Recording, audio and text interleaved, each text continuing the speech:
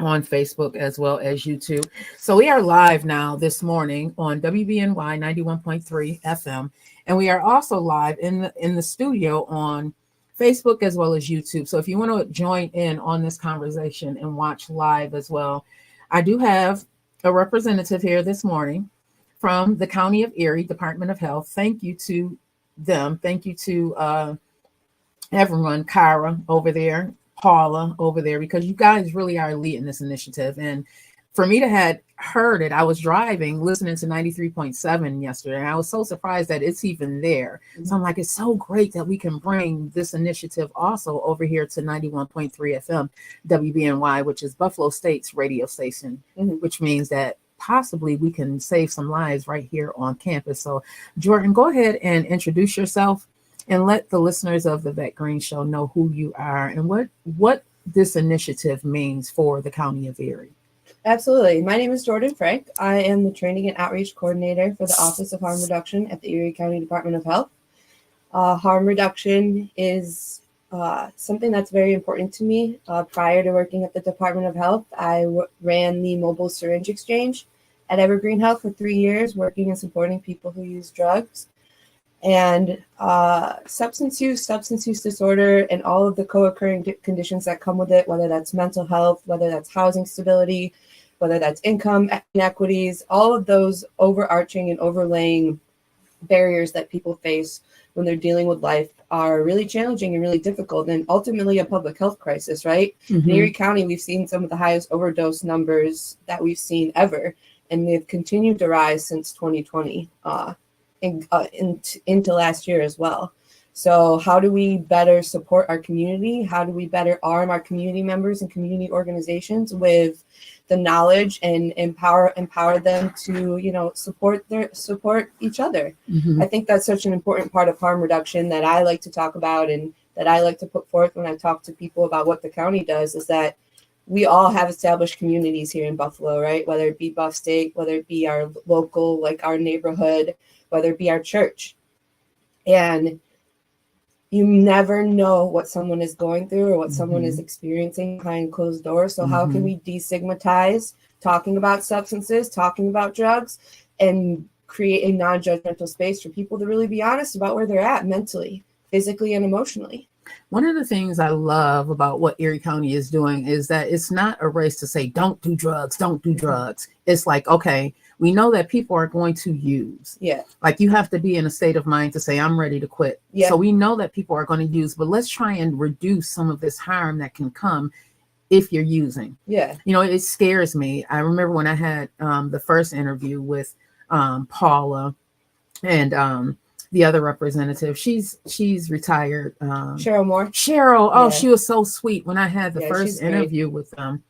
One of the things she told me is that the area that I live in now in my hometown is actually really high in the use of powder cocaine, which is crazy to me because it's like, what happened in these last few years? Like, it seems like in the last 10 years, fentanyl has become so prevalent in these drugs. So what happened? There's a few things, right? So when 2020 happened, COVID happened, isolation, the shutdown of supply chains, right? So the import of pure heroin into our drug supply really ended for the most part. In 2023, 92% of all fatal overdoses in Erie County were related to fentanyl. Wow. Yeah. So that really speaks to the amount and how prevalent fentanyl is in our drug supply these days. In terms of cocaine use and stimulant use, we are also seeing a rise in stimulant-related overdoses, completely unrelated to fentanyl and opioids. So people increasing their stimulant use. When you have high stimulant use, you have pre-existing conditions like heart conditions, cardiovascular disease, etc. You're more likely to experience some type of cardiac event when you use stimulants for an extended period of time. Now, I do want to open up the line because this is, like I said, this is a subject that's near and dear to me because of my own struggles. Opioid use has been something that I've struggled with, that I realized that I was struggling with in 15. I did not have a come to Jesus moment with myself until 2018. And I was like, you know what? I need to really save myself because I am to the point where I need this just to function in life. And then, numbing your pain becomes an everyday habit. And a lot of us are not even willing to admit that there is a habit. This is just, oh, I just need this just to get up in the morning, or I just need this just to do this, or I just need this because I don't want to deal with the reality of life. A lot of us struggle with that. So what with harm reduction, what would you offer to someone who's struggling right now and they want to quit, but they don't know how? Yeah. My approach is always person-centered first, right? I always ask questions about where someone's at, how they're doing, and what they want. What is their goal in that moment? Sometimes it could be like, I'm ready for inpatient. I'm ready to go to detox. Okay, I can connect you with those resources. Or I just need to get my supplies and go today. Like, I'm having a really hard day. And there's this relationship building and trust building that happens with people. And your initial reaction initial interaction, isn't always going to be the one that leads someone to eventually go into treatment if that's what they desire. But when you cultivate a non-judgmental, non-stigmatizing space, people know that you are the person to come to when they're ready. And they always, always, always do. And that's what I love about harm reduction. And that's why I think it's such a great approach in the way that we support people who use substances, because it's not I think you need to do this now. Or if you don't do this, you're not allowed to live in my house anymore. And I completely understand those boundaries for people. Like, you need to set your own personal boundaries when it involves people you love, of course. And there also needs to be spaces where people can go and experience or feel that lack of judgment and just be supported regardless of the decision that they're making at that moment. Because I think in this society, we often try and tell people what they think is best for their bodies. Even when we go to the doctor, right? How many interactions have you had with a provider that they just tell you what's wrong with you and they don't listen to you? Right. You apply the same thing to substance use, right? I think you need treatment because this is going to save your life. Okay. But what does that person want in that moment? Is that what they're desiring? And I think that when you give the autonomy back, when you support people in their decisions, eventually they get to the space where they want to move out of chaotic substance use, whatever step that is, whether that's, and this is the other part I love about harm reduction, is that we celebrate every single win. Oh, you stopped using for a week? Hey, congratulations. We don't focus on the relapse or the beginning again of using. We focus on, hey, you had a whole week where you didn't use. Or, hey, I went to DSS today and I got my food stamps back. Hell yeah, excuse my language. Yeah, but that's a win. Yeah. Because a lot of times we aren't told that, you're doing a good job. Yeah. And when you're in that process, you kind of need to hear that. Like, you're doing a good job. You got up today and you decided not to use. You're doing a good job. Or you got up today and even though you slipped and slid a little bit, you decided to get back up. Yep. Now, the other thing I want to bring up, Jordon, and what I love is that these are the people that are working in this department are people who have previously used. They've been in the life before, which helps. Yeah. Because a lot of times people don't want to hear from someone that's never walked in those shoes. So talk to us a little bit about that as well. Absolutely. I am a big fan of peer work and lifting peers' voices up. I mean, that is also a part of the harm reduction movement, is shifting power to our most vulnerable communities. And the peers are a representative of that. They bring value input, right? My education is just as valuable as their street experience, in my opinion. It means the same thing. It has the same level of weight. It leads to just as productive public health interventions as my degree does. That being said, there's a level of understanding that peers can achieve when talking to their peers that I will never be able to achieve. There's a power dynamic that'll always exist when I go into a room and try and talk to people who use drugs, whereas peers can level really easily with our community and cultivate that back and forth rapport and that community and that support.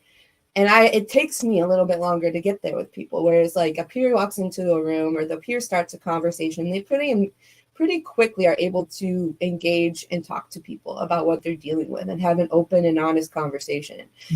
Our peer team is so amazing. They are the leaders of harm reduction, in my opinion, and as they should be.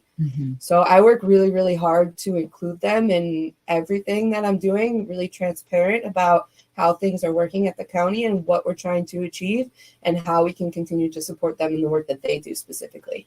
Okay. Now, I do want to ask if anyone's out there who's struggling or just have questions, feel free to call us at area code 716-878-5104. Jordon is here from the Erie County Department of Health, and she has a wealth of information for you. Like I said, this is something that's near and dear to me because I've seen, I went to a funeral for a young man who hadn't even reached the age of 25, and it was fentanyl. You know, he was out partying with his friends and for whatever reason, and this was something that we talked about this morning on the Vette Green Show, why the rise of Percocet all of a sudden in the younger community, it seems like. Do you think that it's the music, or is it something that, like, what does the Percocet do? What is it that they are looking for as they're taking these pills? And sometimes the Percocet is not really what came from the pharmacy. It's pressed. Yep. It's a pressed pill, and a lot of times it has fentanyl in it. And that's one of the issues that we are facing right now. Like, no one wants to go to a funeral for someone who did not even reach the age of 25 because they wanted to go out and party. Yeah. You know?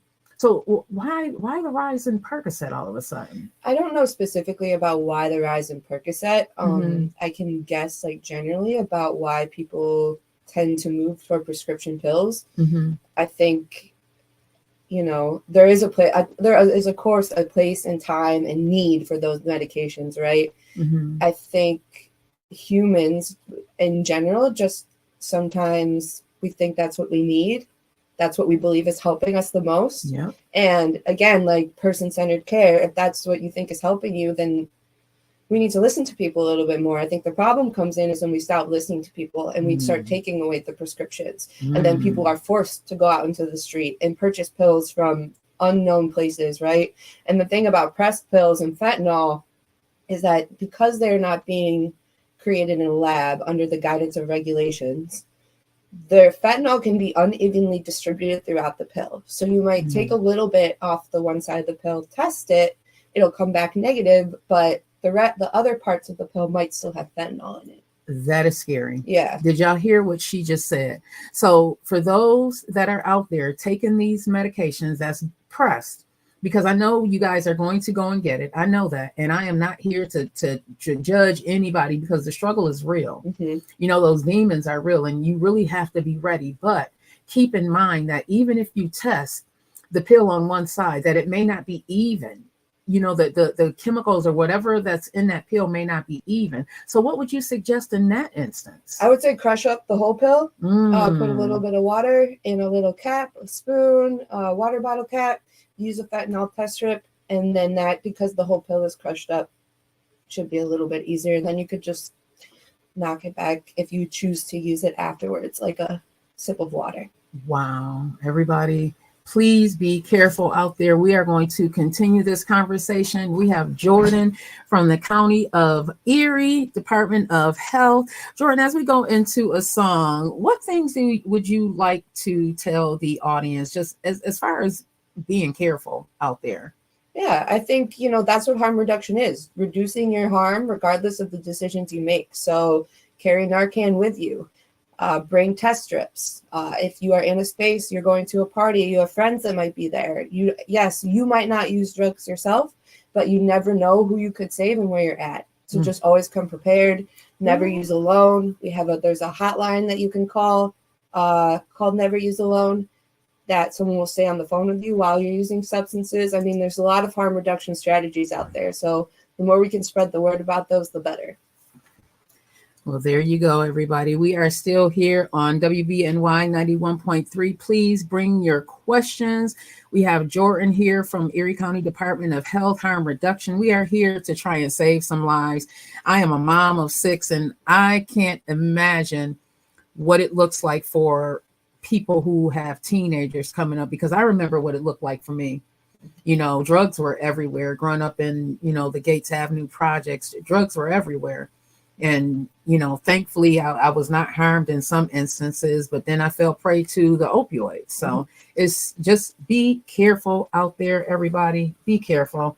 I know it is fun to party. You work all week, or you do school all week, and then you want to just relax and have fun with your friends. But just know that fun could potentially lead to your demise. Seeing a father crying over their child, no one wants to do that. Knowing that you couldn't help your grandparent or your aunt or uncle because this thing doesn't have a particular face. I know people from, ages 70 on into their early 20s that this thing has affected. Yeah. And, it's scary. It's really scary out there. So I just want to encourage anybody out there that is struggling to just know that there are resources available. And if you have a question, you don't have to go on air. You can be anonymous. The number is 716-878-5104. 716-878-5104. And this is Vette Green, and we are live on WBNY 91.3.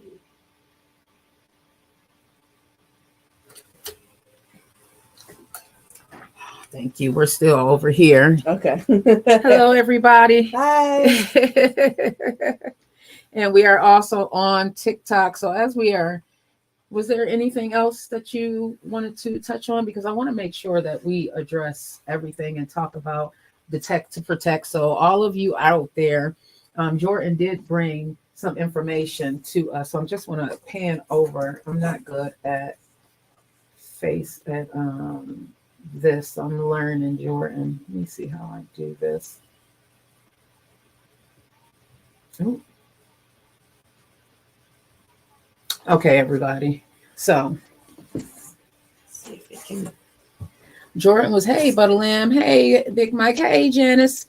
So Jordon was nice enough, and this is the beautiful Paula. She was on the Vette Green show. She was actually a part of the episode that I did, Think and Grow at Vette Green. You can watch that episode on Green Links Media. But talk to us a little bit about what's going on with this. Yeah, so Detect to Protect is our new campaign. Launched in beginning of July to push out some knowledge about people to test their drugs when they're planning to use substances. I mean, like you were talking about when you were speaking earlier, accepting that people are going to use drugs, right? Yeah. So how can we support them in those decisions? A lot of our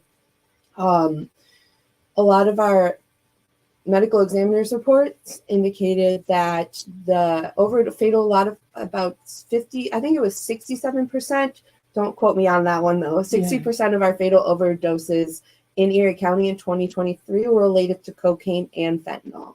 Whether they used those together at the same time or it was a poisoning, it's hard to tell. We can't really draw that inference. But in general, we just want to push out these harm reduction initiatives to people about testing your drugs before you use and carrying Narcan with you all the time.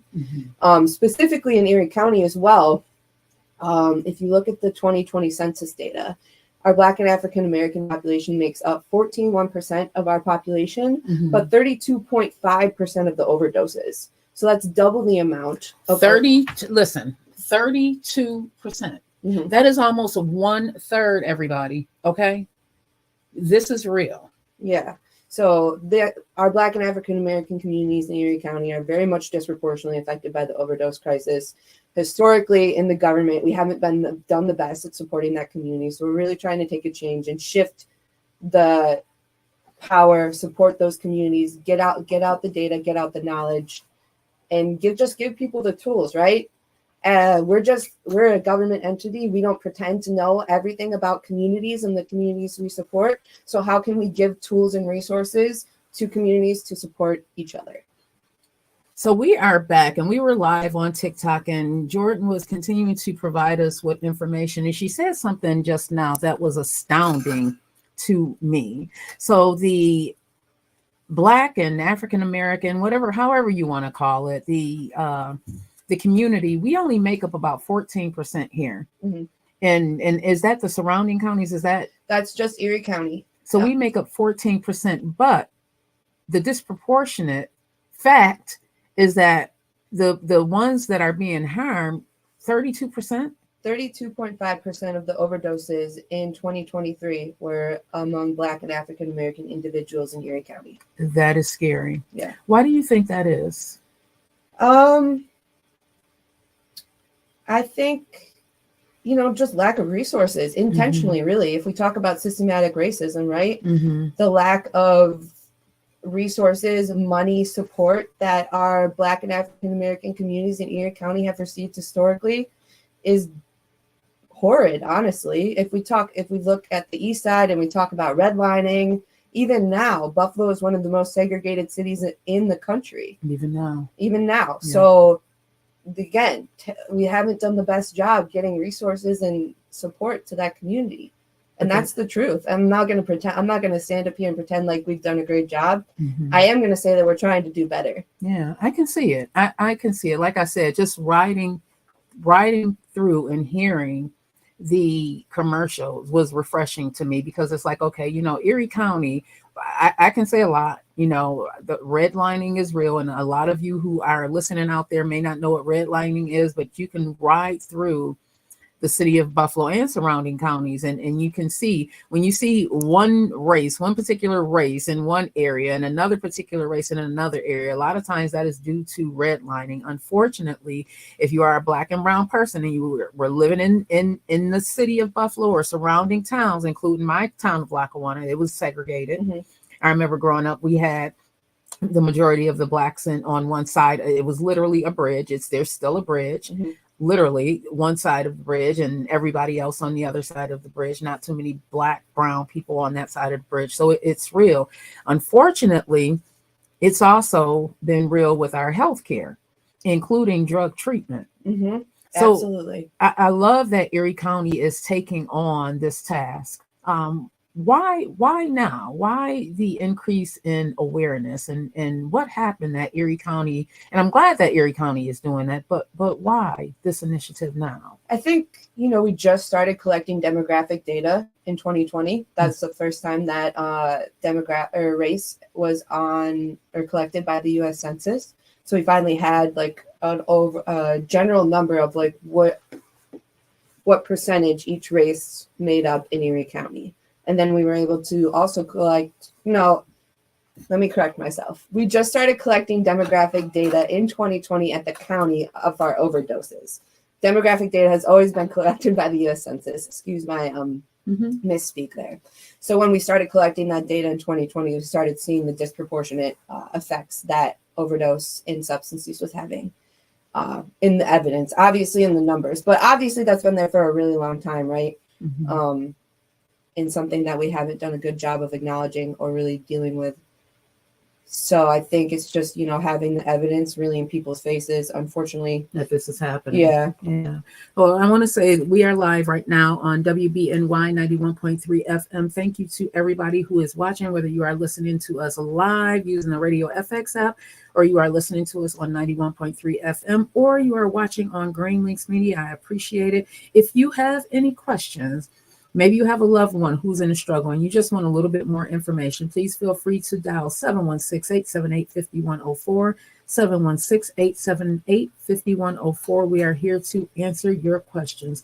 So talk to us about what this demographic looks like outside of, Black and brown people. What are the numbers? What age range are you seeing more? The age range is actually the surprising data point as well. So in our 20 to 29 and our young adult, basically all of our young adults, so up to the age of 29, we've seen a decrease in fatal overdoses, whereas every other age group above that, 30 to 39, 40 to 49, 50 to 59, and 60 plus, we've seen a large increase in overdoses, specifically over the last 2 to 3 years, and the most drastic increase in our 60 plus population. That is scary. Now, why do you think it is? One is probably awareness. I'm assuming. Do you think technology has anything to do with it? I'd say awareness, stigma for sure. I think substances has slowly become something that we talk about more in younger generations. I also think, we can make a lot of inferences, right? But we don't actually know. But we could also say that people in their 60s maybe they were using substances when they were younger, testing things out when they were in college. Maybe they were trying stimulants, whatever the case may be. The drug supply has really changed since the times that they were using. Exactly. Yeah, and they get these dealers sometimes, and sometimes, if we're being honest, the dealer may not know until someone ends up gone. Yeah. Life. It's not the dealers that really know. Like, I mean, yes, eventually they might find out that they'll find out when someone dies, of course. But I think the drugs are getting stepped on at a much higher up echelon than the person who's dealing on the street. Yeah, I like to, on the Vette Green Show, everybody, I like to talk about some of these conspiracy theories, but just know that everything is coming into a port. Everything is coming into a port, and a lot of, just like Jordan spoke about earlier, what happened in 2020 and that, like, the supply chain really got decreased. So, I mean, people are still going to want to use, they're still going to go out and search for these substances. And unfortunately, this is what we are facing right now. Now, I want to talk more about this 60 on up. Do you feel also that a lot of times they don't think that it's possible for them? I think it's hard to answer that, to be honest. I'm not really sure. I haven't had enough conversations with that community. I think in general, a lot of people think about substances still that way. Like, oh, that won't happen to me. Yeah. Oh, I know my dealer. Yeah. Right? I've been going to him for years. Forever. I always am around people, right? I've used this a million times before. I mean, we all get, like, we can all be arrogant like that sometimes. I mean, I can even admit that I've had that experience in my past life before. Not past life, but I know what you mean. Yeah. Yeah. And I think it's just a human behavior, really, more than anything, thinking that things don't apply to you or things aren't as bad as they really are. I mean, it's easy to live in denial about things, right? But those are just honestly guesses. It's hard to know exactly what the thought process is that people are experiencing. And it's so individualized as well, right? We're all dealing with different types of things, and there's so many things going on in our world. Yeah. So I want to continue to encourage anybody out there who is struggling to dial 716-858-5104, 716-878-5104. This is the Vette Green Show, and we are live here on WBNY. We have Jordon from Erie County Department of Health, the Harm Reduction Team. Now, I don't want to keep you, but I do want you to, provide additional awareness. The other initiative that I love is that the Harm Reduction Team talks about not using alone. So I want to encourage anybody out there, it is now Tuesday, and I know some people, Adderall, especially in the college community, it's real. What more can we provide to try and help someone that I hope is listening in either platform that's listening today? What would you like to provide for them? Yeah, absolutely. So speaking of Never Use Alone, Never Use Alone is a great organization that I have some cards with their phone number on it right here. Perfect. You can call, you basically, if you're intending to use alone, you call them. You let them know where your location is at, exactly the address and how to get into it. And then they'll stay on the phone with you the whole time that you're using, and they'll check in very regularly. Like, hey, you still there? Hey, are you good? Hey, are you good? And the moment that you do not respond, they send emergency services to your house. Yeah. So they are not having you call so they can call the police and say, oh, no. Joe Schmo is over there doing powder, or, oh, Lisa Frank is over there doing this. No, this is harm reduction. This is never use alone. No judgment, no shaming, no preaching, just love. Never use alone. The card says, call if you are going to use when you are alone. An operator will ask you for your first name, exact location, and if you're in where you're calling from. So they are not calling to police you. They are calling to, or you are calling to possibly save your life. I think this initiative is wonderful. I wish it was out there years ago. We can talk about what wasn't done, but moving forward, I want to applaud the Erie County Department of Health for what you guys are doing, from the peers being there, from the never using alone to providing Narcan, and you can talk about that as well and Yeah, what absolutely. Narcan does. Yeah, so Narcan is an opioid antagonist. So basically, what that means is when you use Narcan on someone, you can use the nasal spray or the injectable, works its way into your bloodstream, goes up to your opioid receptors, and kicks all of the opioids off the receptors and caps them. So that allows your brain basically tells your body to resume normal breathing function, and you could start coming back to life, basically. Now with the Narcan, the one nasal may not work, so you possibly should use the two. Correct? So 2 to 3 minutes is the time you wait. I know it's a very stressful, traumatic situation, and sometimes it's hard to wait, but waiting that 2 to 3 minutes really does make a big difference. And then what you really want to look for is the resumption of breathing. Someone might not necessarily wake up. We are having some other adulterants come into our drug supply, especially in the fentanyl, called xylazine. It is a horse tranquilizer and a sedative. That's the one that's been in the news, ketamine, right? Yeah. Xylazine, and then medetomidine is another one that we're seeing as well. Not necessarily in Erie County, but in other parts of the country. But basically, they sedate you. So you can come out of an overdose, but you might not necessarily wake up. So the key sign, I think, is, does someone resume breathing? Okay. Yeah. And still call 911. Yes. Still call 911. I want to say that one more again, everybody. You still need to call 911. And this is not, don't leave the person. Please do not leave the person. Yeah. I mean, it's best to stay with the person until emergency services arrives. If you do need to leave for whatever reason, leave the used Narcan bottle next to the body. Okay. Or the person that you're supporting. So that the paramedics are aware. Yeah, so they know how many Narcan doses that were used. Okay. But we do advise that people stay and just keep an eye on people. You want to put them in the recovery position. So that's when you roll someone on their side, you lay their head on the bottom arm, and then you take their top leg and you put it at a 90-degree angle. Okay. And that is, one, just like keeps the airway open, keeps you rested. Two, when you use naloxone on someone who uses opioids, you are sending them pretty much into immediate withdrawal because you're kicking all of those opioids off the receptors. And some of the symptoms that come with that are nausea and vomiting. So when you put someone in the recovery position, you stand behind them, you're out of the projectile space. Just in case they vomit. Yes. And additionally, I think there's a big myth out there about people waking up from overdose and being violent.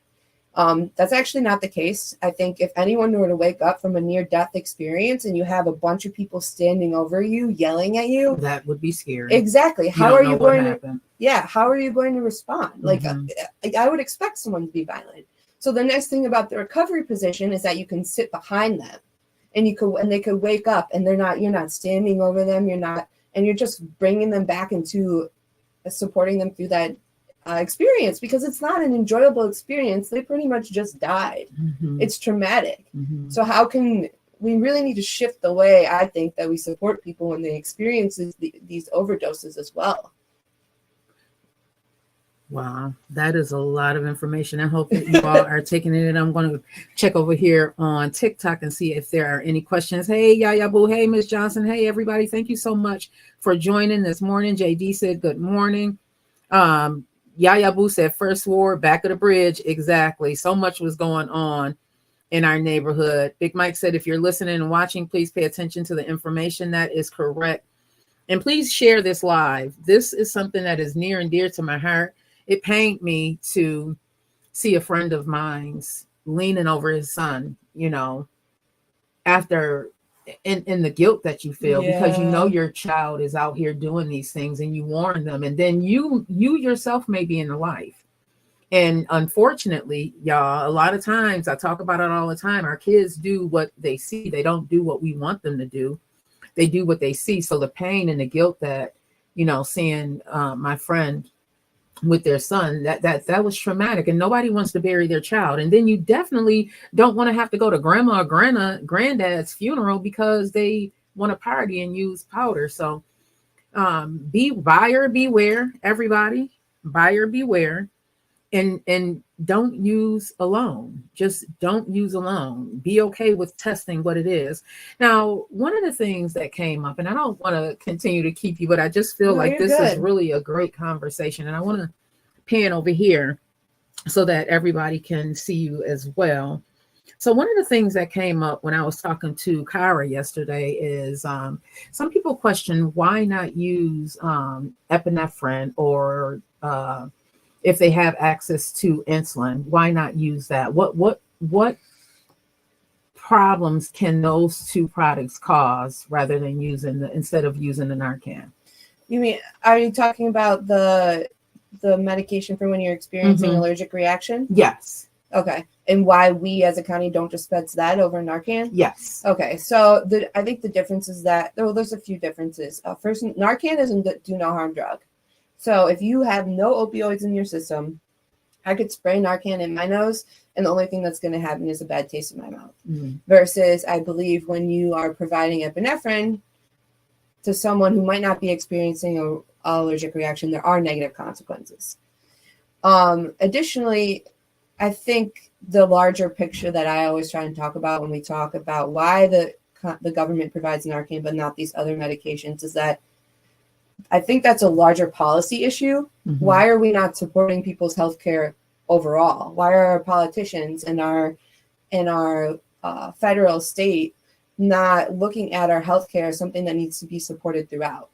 I think that's the better question, and something that I always try and encourage people to look towards, versus, oh, you're providing Narcan to this group, but you're not providing this to this group. Like, opioid overdoses are real. People are dying in all different communities. And I think if we really wanted to support our community's health in the long term, then we would take the time to, provide healthcare in under-resourced areas and give people. And the thing about healthcare as well is that, like, I don't think we do a good enough job of teaching people about their bodies. It's just, oh, take this medication and you're good, and you don't see them for a week. But no one really understands why they're being given a medication or why they need to follow this wound care steps with certain types of wounds. So I think I always try and have people broaden it out and look at the questions more overall about how we're supporting people as a society. Thank you, Jordan. I love everything that you said. What else can you provide for the listeners of the Vet Green Show before we go into another break and play some music? You guys are listening to WBNY 91.3 FM, and Jordan has been nice enough to come up here and provide us with some information directly from the Department of Health here in Erie County. So if you need access to Narcan or chest strips, feel free to go on our website, erie.gov/harm reduction. You can order them and we send them straight to your house. You can also text us. I had handed you on the other side of this business card actually is our text number. There's a QR code on the, and you can scan that easy QR code and it'll send you right to our website, or you can text that number and we can send Narcan and test strips straight to your house. I think the most important thing I want to leave people with, though, is the way that we speak about and speak to people who use drugs. There's something that we talk about at the county called words matter. And then not just words, body language, tone, energy. When you are walking down the street and you see someone who may, quote unquote, look like they use drugs, our initial reaction as a society is one to be of shame or shun, right? What if we showed people love and support and just smiled at them and said hello in that moment? How much of a difference would that make? And even when people come in, they need to use the bathroom, or they're really hungry and they ask you for a glass of water. These basics of community building are such an important part of the philosophy of harm reduction, right? The Narcan and the test strips, those are the strategies. But the philosophy of harm reduction is love, compassion, non-judgment for every single person. And engaging in that lovely community building practice is something that's really, really important to me and essential, I think, to destigmatizing substance use and supporting people who use drugs. Oh, I love that. Jordan, thank you so much for coming. Thank you. I can't wait. We are going to continue having the Erie County Department of Health come up. Jordan was nice enough to come and provide information, and she brought additional information, listen, you can just use your phone, scan this, and get help. The Narcan comes within a week. Yep. You get a box of it. Yep. A box of it, everybody. You don't have to worry about going to the pharmacy. This really, truly is about harm reduction. I would rather the drugs not be there, but we know that people are going to just use responsibly, and just try not to use alone. And if you find yourself alone and you're feeling like using, you can dial, and you're in this area, dial 716 or text. You don't even have to dial. Text 716-225-5473. Again, that's 716-225-5473. And they said they will respond. I'm going to have these cards here on the table right here at WBNY 91.3 FM. Feel free to come in and grab one. You can be anonymous. You don't have to let everybody know what it is that you are doing. It ain't nobody's business but yours. Okay? All right, everybody. I love y'all. We will be right back. Thank you so much, Jordan. I appreciate it. Of course. I have a few more things for you. We are still live over here. Oh, hey. I have, so this is a little bit about just words matter, the thing that I was speaking about at the end. Just some of the language we can substitute when we're talking about people who use drugs. These are leave behind kits. Oh. So we have been giving these out to all the first responders in Erie County, as well as community members. It has 2 Narcans in it, a test strip, and a little bit of information about how to reach our peers, whether through outreach or through their work phones. Okay. I've been carrying, when I go out to different functions, I carry Narcan in my bag. My daughter put it in my bag. She's like, carry this, and I've been carrying it. Yeah. In my bag. These are for all our first responders. They leave those after they leave an overdose. I have a bunch of them. Yes. Oh, I'm going to leave some. I'm going to take one of these for myself, but I got some test strips. Oh, perfect. I brought you some coasters. Oh no, these are window clings. Okay. And then we also have these backpacks that we've been creating for community members that we hand out on outreach. We got blankets, sunscreen, sunglasses, and we just give them to people who we meet when we're doing outreach who are struggling. Oh, that is beautiful. Yeah. So and they can care. I mean, people are homeless and living on the street, so this is a really great idea. Yeah, here, I can give you the rest of these, actually. Oh, thank you so much. You're welcome. Hand them out to people you think might need them. And will. Yeah, absolutely. So those are for you.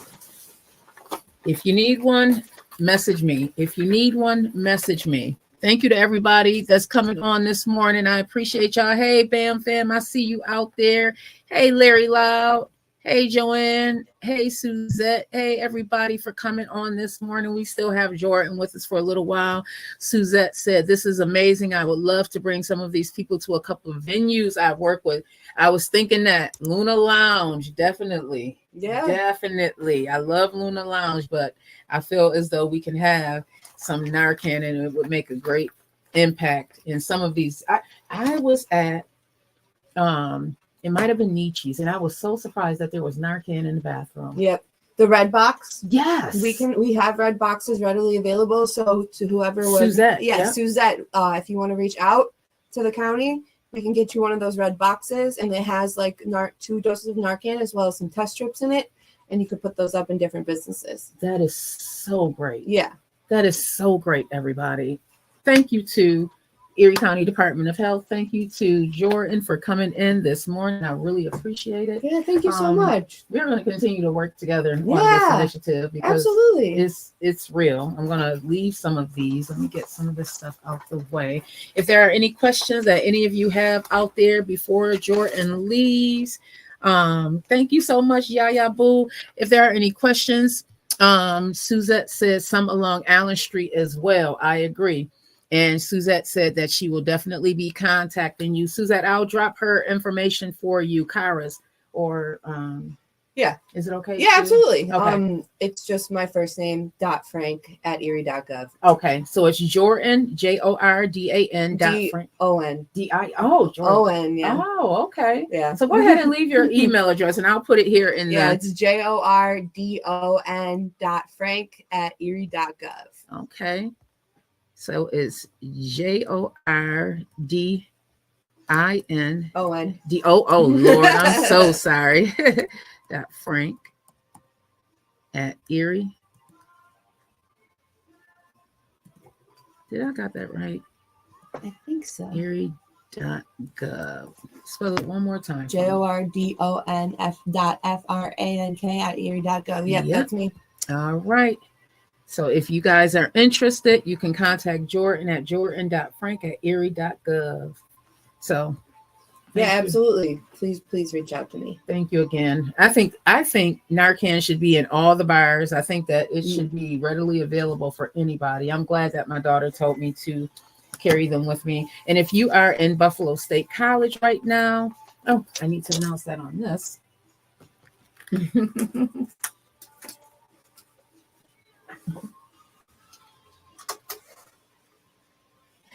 Hello, everybody. We are back, and we still have Jordon here with us from the Erie County Department of Health. If you are here at Buffalo State College and you would like a Narcan first aid kit, feel free to stop down at WBNY 91.3 FM. The room, I'm going to leave them right on the table outside. Please be safe, everybody. Please be safe. This is not about judging anybody about anything that you're going to do, but we would rather you be more safe than sorry. Lord knows we would rather you be more safe than sorry. If you have any questions for Jordon, we did leave her email address on the Green Links media page, so you can feel free to go there and make sure while you are there, you subscribe and follow. We're going to have more of this coming up. I'm going to try and get someone to come in at least every 4 to 6 weeks to talk about this initiative, Jordon, because again, it is something that I think we need to bring more awareness to, because if it's in your face, then you'll think about it. I would rather these kids out here, or adults, whoever it is, use responsibly rather than to possibly, in their lives just because they're trying to party. So as we are closing this segment out, what else would you like to leave the listeners of the Vet Green Show with? I think just what I said before about destigmatizing the way that we talk about substances, not looking down on people, not shaming people. Mm-hmm. Substances are a real part of almost everyone's reality at some point in their life. And I think if I had the opportunity to speak very openly with my parents about things that were around me, things that I was being tempted to try or wanted to try, I think there would be a lot. The relationship and the way that we spoke about those things would be really different. And when you create a space, and again, that non-judgmental space is essential. It's essential to supporting people. It's essential to building them up and empowering them. Yeah. Now, one of the things that Jordon also left is that words matter, which I truly believe. I've had to learn how to change my speech, because words are powerful. Mm-hmm. The tongue is a very, very powerful weapon. So some of the terms to use and avoid, and I'm not going to read all of them. I just want to read off a couple of them. So it says, talking about yourself or others with substance use disorder. So say, instead of saying that a person is an addict, a user, a substance abuse, drug abuser, or junkie, which I hate, say person with a substance use disorder, or a person with an opioid use disorder, or a person with an alcohol use disorder, or a person with alcohol use disorder, instead of saying some of those other words, because you kind of do feel down. Like if you hear junkie, or you hear that you're an addict, you kind of feel down about that, and you don't want to feel so down that you won't get help, or you're too scared to get help. So I think this is great. Yeah, person-centered language is big. People are so much more than their substance use, right? The human experience is so much more complicated than me using this or someone using a substance every day. Yeah. And when we define people by their substance use, we're putting them in a box. And it's not fair, and it is very stigmatizing. As you said, people don't want to reach out when they feel judged. Yeah. So how can we alter our language to be more supportive? Yeah. And I know it's hard. I know some families that have struggled with people who are using, and it doesn't look pretty. No. But just know that, each case is different. And, for most people who are out here using, it is because we are trying to numb the pain that we don't want to face. We don't want to face the fact that, our life is not the way that we think it should be based on, society standards. And I always say, that needs to be thrown out the door, because societal standards is based on this way of thinking that does not encompass everybody. Mhm. So we need to, change our frame of thinking, and also change our language, because it's possible to overcome that thing that you've been fighting with. It truly is possible, everybody. I just want to say that to anybody who's struggling right now, that it's possible, but you won't be able to do it until you are ready to do it. Somebody can love on you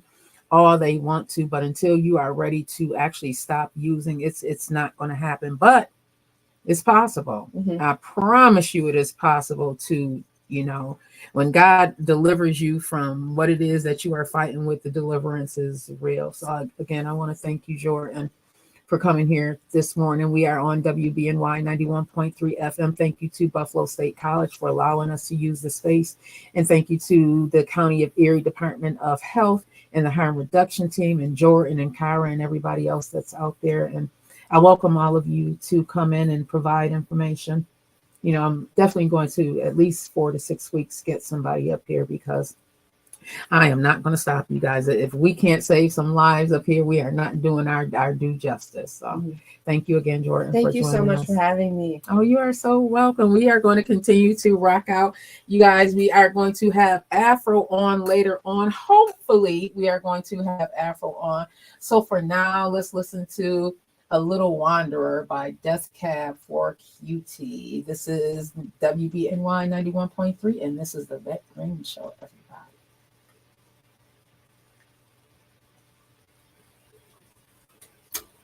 Oh, thank you so much. Thank you so much for having me. Oh, I appreciate it. I'm going to reach back out to Kyra. I forgot to send her an email. And thank you to everybody who joined on the live today. I really appreciate everybody. You. And please reach out to Jordan if you need to. Suzette was saying first-time users, weekenders is hitting hard everywhere. And she also said that she agreed. Every bathroom, every bar, we have lost way too many this year. Yeah, I agree as well. Suzette went on to say these kits will help more than those who have gone into disorder. I agree, Suzette. I feel as though it should be mandated at this point. It should be mandated. Yeah. And that's a question I should have asked you. Why is it not mandated? I don't know, to be honest. Yeah. I really don't know. I know that not everyone is a big fan of Narcan. Mm-hmm. I know that there are people who believe that people who use drugs should just die And go off the face of the earth, because they don't understand that people aren't just using just because. Yeah. I mean, there's those people exist. Mm-hmm. I think they're less, obviously, but they are out there. So I don't really know why it's not mandated. There is some legislation at the state that is working to support people who use drugs a little bit more. Mm-hmm. There's the Drug Checking Services Act. That's to bring drug checking equipment into our county so people can get their drugs tested. Really? Yeah. No judgment. No judgment, yeah. But it's a little bit hard because of the federal and state regulations. Mm-hmm. And then, just trying to get more services and support to people. I think, substance use is such a spectrum too, right? When we think of people who use drugs, we think of this one small section of substance use. The people you see out on the street. Like. Mm-hmm. Yeah, what they look like, houseless folks. People who, are that in their mind, that's what they look like to you. But it's really this broad spectrum of people, from, like Suzette mentioned, people who use on the weekends, or people who use from time to time, versus like someone who uses like maybe when they're going through a hard time for a few weeks and then they get back on, or like there's or people who like honestly use and go to work successfully. I mean, there's such a range of people who use substances, and how can we support the whole range from abstinence to chaotic use? The other thing that I'm sitting here thinking that we did not talk about is the mental health side of it. Oh yeah, such a huge portion of it. I mean, substance use disorder and mental health diagnoses are co-occurring. in a lot of people. And when you don't have access to healthcare, when you don't have access to mental health resources, when mental health is stigmatized in your community, admitting that you need help is stigmatized. All of those things combined, people really, it would make sense that people just self-medicate, right? Like that it's easier to just go out and get this substance. It makes me feel better. I don't have all this going on in my head during those few hours or few days when I'm using this. So like, how can we, I mean, when we talk about we can't talk about destigmatizing substances without destigmatizing mental health as well. And what works for someone's mental health, and how can we, and I truly, again, going back to the community thing, like community is such an important aspect of that as well. Having a community to rely on when you're having a hard day, having someone you can call, having people there to support you, kind of talk you off the ledge. Or think about how many times like you've been involved in a community effort to support a family who lost their house, or support a family who's going through a hard time, or when someone's in the hospital and you create the meal train, right? So everyone's cooking for them. Like community is so important and such an essential part of the things that bind us together to support each other. And when we have the resources, obviously, the funding and the community supports, all of those things really do a lot to support people.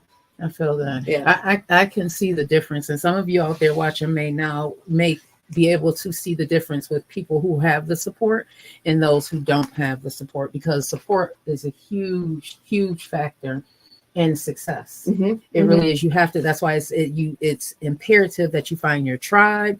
It's imperative that you find that support that you need, because not everybody, unfortunately, can support you, but you really do need to find somebody. And it does not have to look like you. Like the person does not need to look like you just to support you. They just need to be willing to support you. Yeah. That's one of the things that I love about the peers that are there. I love that. And I love that you yourself say, even though I may not have lived this life, I still feel as though my education and everything that I've experienced will allow me to do this job. So I think even that, because when you work for the county, the state, any government job, I say, God bless you guys, because I know it can get real. And a lot of times you guys don't have the resources that you need to do the job. So big ups to you. Thank you. I like to say big ups, honestly, to the peers and the people who have taught me, right? Because as you mentioned, I don't have lived experience. I haven't used substances in a chaotic way that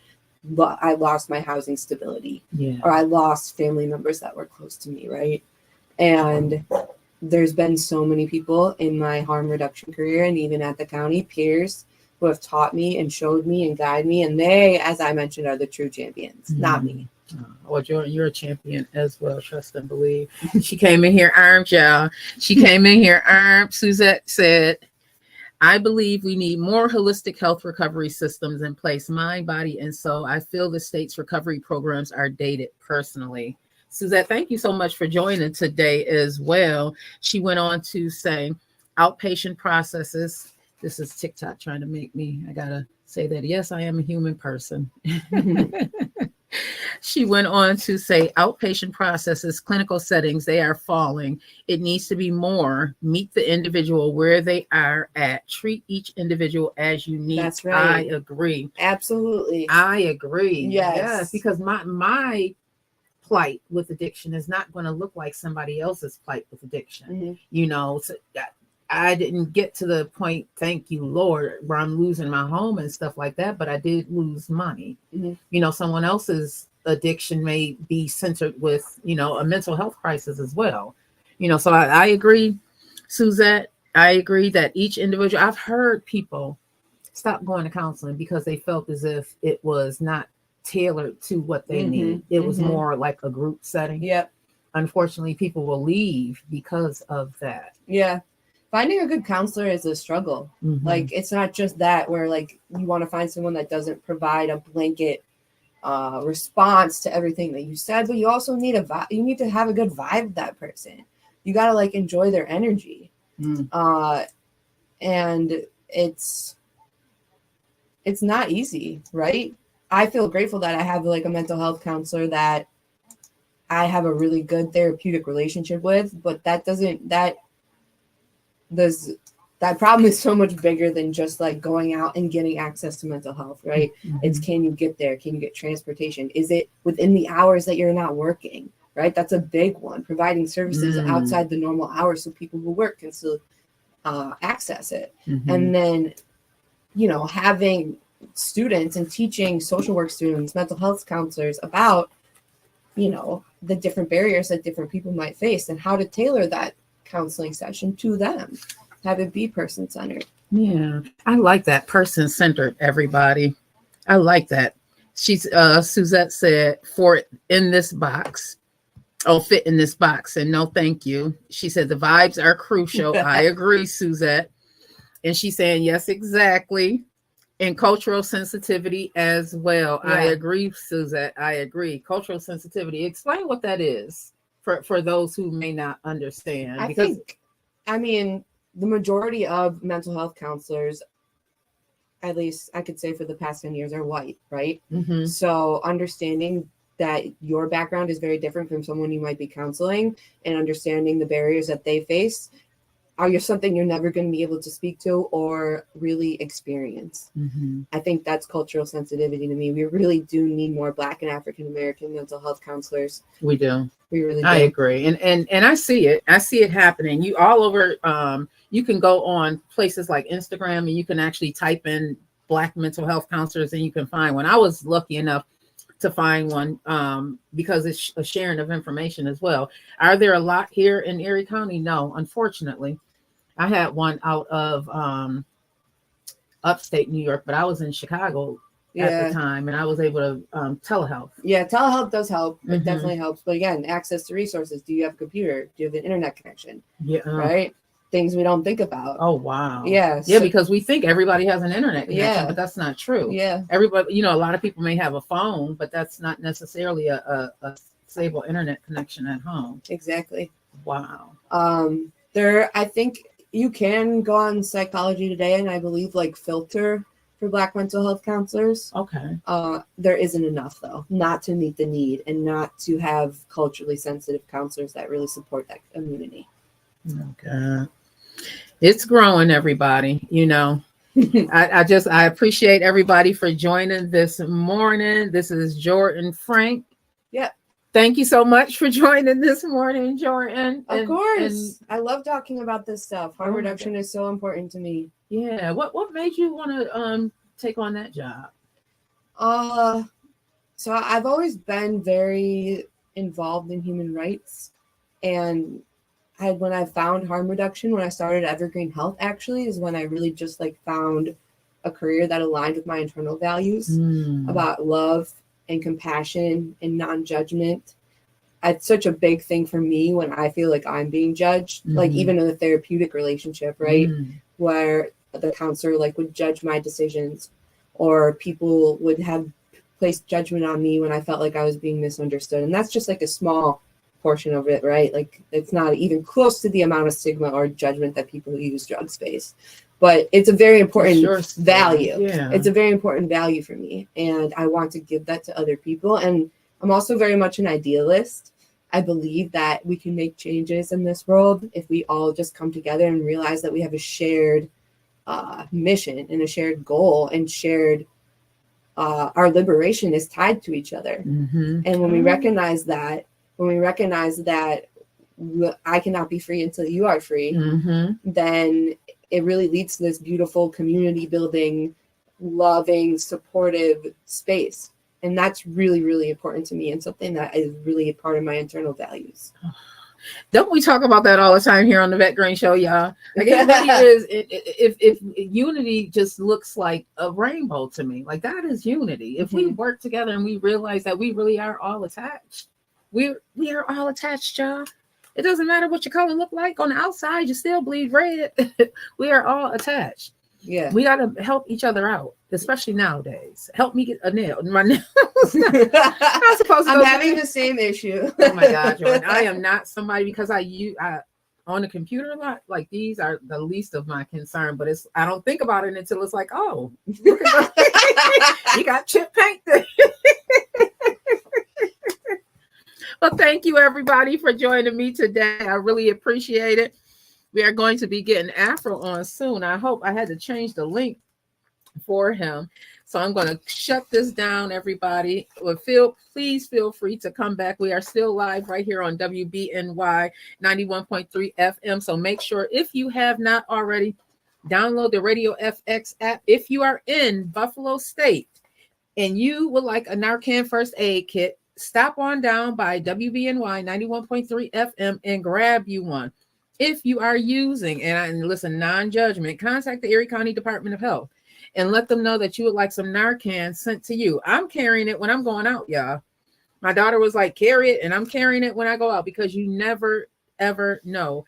It can potentially save a life. So I love y'all, long life, and have a wonderful, wonderful, wonderful day on purpose, because you can. Got to end that one, and then in this one.